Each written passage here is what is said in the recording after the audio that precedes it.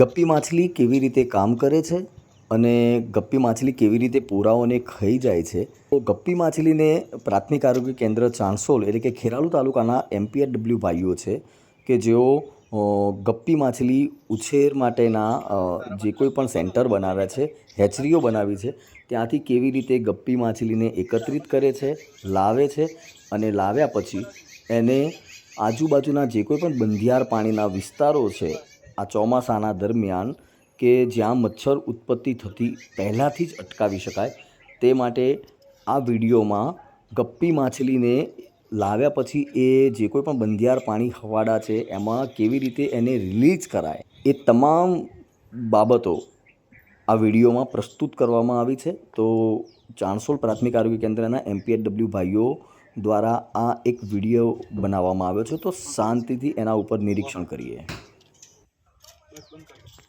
આજે અમે ગપ્પી માછલી રિલીઝ કરવા માટે આવેલા છીએ. ગપ્પી માછલી અમે ચાણસોલ ખાતે હેચરી બનાવેલી છે, ત્યાંથી અમે લાવીએ છીએ.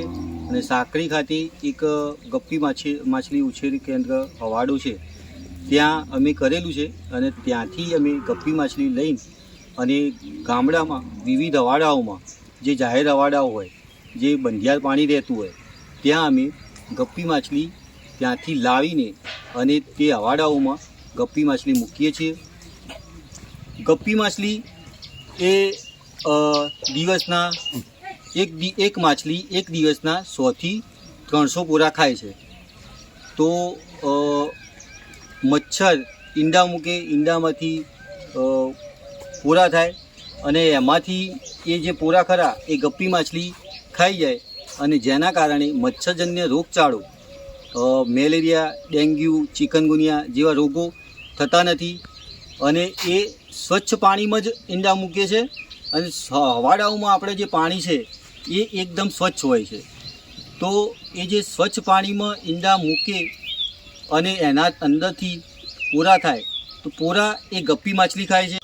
તો અમે આજે જે જાહેર હવાડો છે ત્યાં અમે ગપ્પી માછલી રિલીઝ કરવા માટે આવે છે કે જાહેર હવાડો હોવાથી ત્યાં એની દેખરેખ થતી નથી, ત્યાં સાફ સફાઈ નહીવત હોય છે.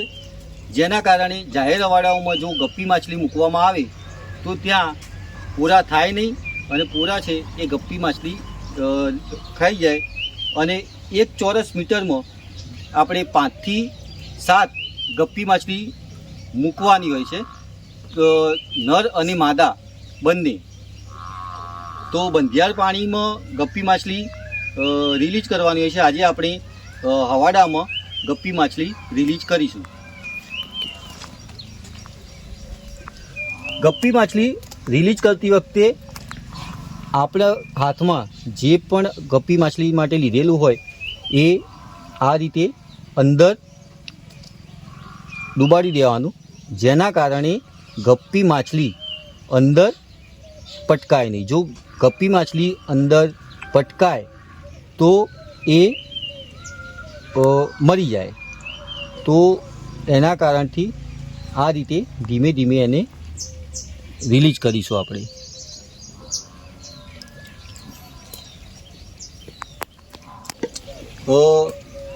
ખેરાલુ તાલુકામાં દરેક PSCમાં, દરેક સબ સેન્ટરમાં, દરેક અમારા MPHW ભાઈઓએ ગપ્પી ઉછેર કેન્દ્ર બનાવેલા છે.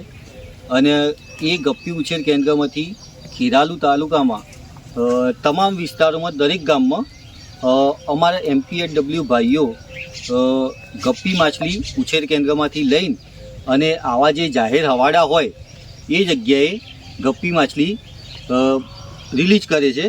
અને જેના કારણે આપણા જે મચ્છરજન્ય રોગો છે એમાં ઘટાડો, ખૂબ જ મોટો ઘટાડો જોવા મળ્યો છે.